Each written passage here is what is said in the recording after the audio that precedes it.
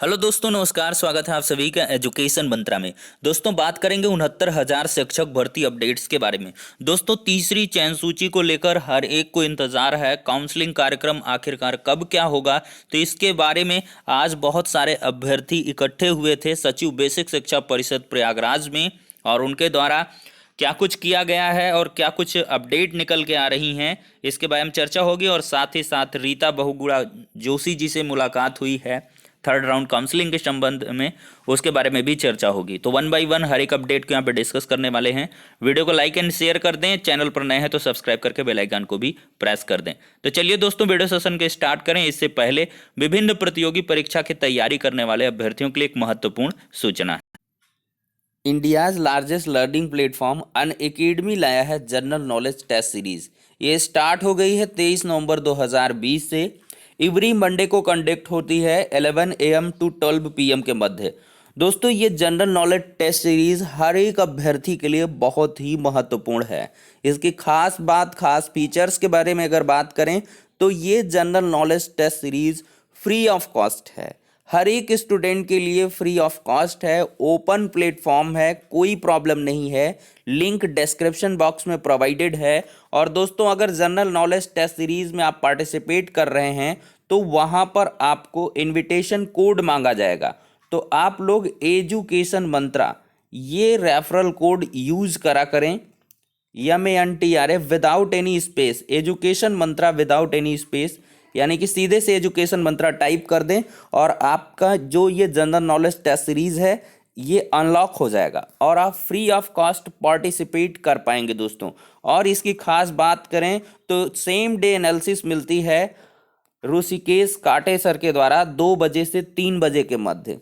तो B grade जो school management courses की आप लोग प्रेपरेशन कर रहे हैं, उन सभी के मोस्टली जो प्रोमिनेंट सेक्शन हैं जनरल नॉलेज के, वो इसमें कवर किए जाते हैं। तो दोस्तों, आज ही ज्वाइन करें, लिंक डिस्क्रिप्शन बॉक्स में प्रोवाइडेड है। दोस्तों, तीसरी काउंसलिंग को लेकर, तीसरी चयन सूची को लेकर हर एक अभ्यर्थी परेशान है। जो भी कम गुणांक के अभ्यर्थी हैं वो लगातार इसके लिए परेशान है। और मैंने अपने YouTube चैनल एजुकेशन मंत्रा की तरफ से कई बार आह्वान भी किया है अभ्यर्थियों को कि जो भी चयन से वंचित रह गए हैं, किसी भी कारणवश 67,867 में जगह नहीं बना पाए हैं, वो सभी लोग नई शिक्षक भर्ती की तैयारी करते रहें। और साथ ही साथ आप लोग क्या करें दोस्तों कि थोड़े से अपने वक्त को निकालें, एकजुटता दिखाएं और अपना जो प्रयास है वो हर एक स्तर से करना स्टार्ट कर दें।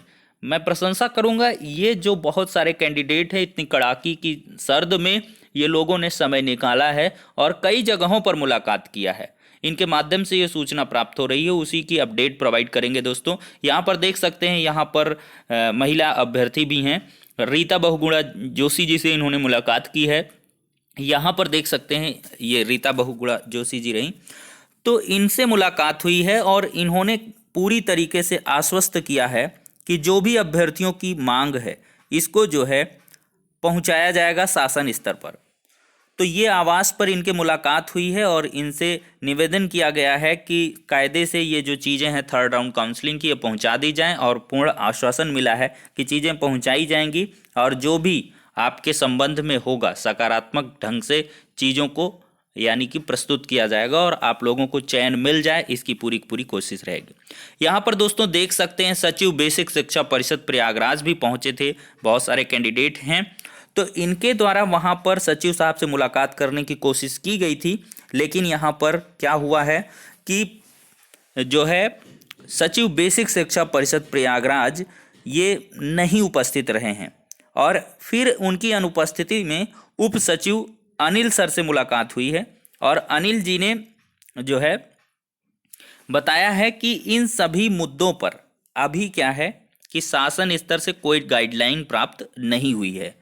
और ये सबसे बड़ी बात है कि इन चीज़ों में जो प्रक्रिया ना चालू होने या इस पर चर्चा ना होने का सबसे बड़ा प्रश्न चिन्ह इसलिए है कि 36,590 का अभी स्कूल अलॉटमेंट भी नहीं हुआ है।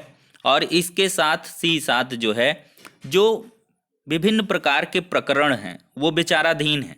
जिसमें क्या है कि बहुत सारे अभ्यर्थियों के नियुक्ति पत्र भी रोक दिए गए थे, तो उनको भी नियुक्ति पत्र दिए जाने हैं। तो ऐसे में जब स्कूल आवंटन हो जाएगा और नियुक्ति पत्र सभी को मिल जाएंगे, तब इसके बाद ये सूरत हालात स्पष्ट हो पाएंगे कि आखिरकार किस जिले में कितने पद खाली हैं।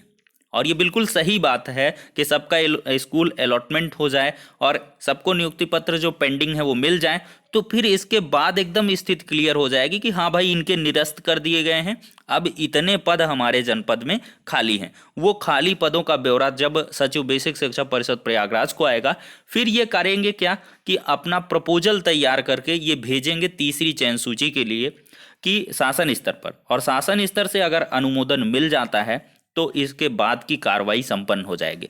तो आप लोग बिल्कुल प्रयास करते रहें दोस्तों, क्योंकि प्रयास करेंगे तभी आपको कुछ हाथ में चीज़ें मिलने वाली हैं।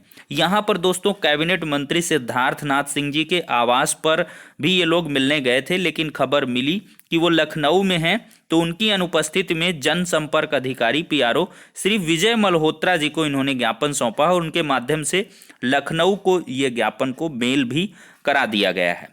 और ये सारी की सारी बातें हुई हैं कि तीसरे राउंड काउंसलिंग करवाई जाए और जो कम गुणांक के अभ्यर्थी हैं, हजारों की संख्या में अभ्यर्थी हैं जो पीड़ित हैं, और इन सभी को न्याय मिलना चाहिए। और बिल्कुल ये मिलना चाहिए दोस्तों, क्योंकि क्या है कि बहुत सारी कैंडिडेट की जो सीटें हैं वो खराब गई हैं। खराब इन अ सेंस इस वजह से गई हैं भाई, किसी का बैकलॉग था या कोई फेल अभ्यर्थी था, उसने कूट रचित ढंग से अपने अंकों को भरा, तो वो चयन सूची में 67,867 में तो आ गया, लेकिन जब काउंसलिंग हुई तो वो अनुपस्थित रहा। या काउंसलिंग के बाद से क्या हुआ दोस्तों कि जो है उसके नियुक्ति पत्र को निरस्त कर दिया गया और उसको जो है काउंसलिंग में ही मतलब लौटा दिया गया। तो ये बहुत सारी चीज़ें देखने के लिए मिली। तो ऐसे हजारों सीटें वैकेंट हैं, तो ये हजारों सीटों पर जो कूटरचित ढंग से फर्जी अभ्यर्थी थे, गलत अभ्यर्थी थे, तो उनकी जगह पर तो कम गुणांक वालों को मौका मिलना ही मिलना चाहिए, 100% मिलना चाहिए। और आश्वस्त हो लें आप लोग,